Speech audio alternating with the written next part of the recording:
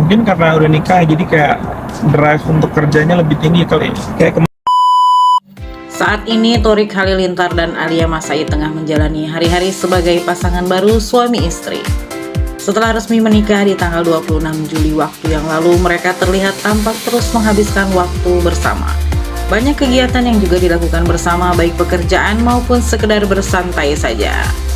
Terlebih kemarin lalu mereka telah puas menikmati masa-masa honeymoon di Italia. Kepulangan mereka berdua ke tanah air tidak hanya sekedar beristirahat di rumah saja, namun banyak pekerjaan yang sudah menunggu kehadiran keduanya.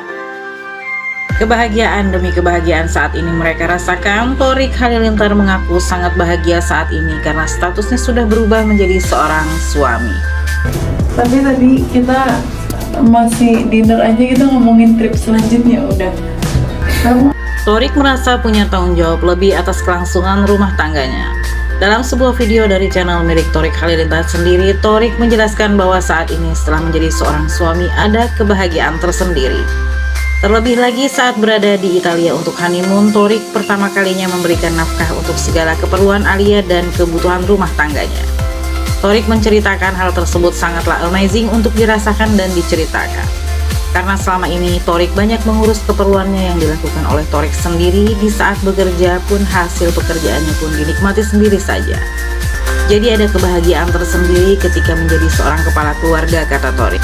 Thorik pun menambahkan bahwa dirinya dan Alia Masai tidak akan menunda untuk memiliki momongan.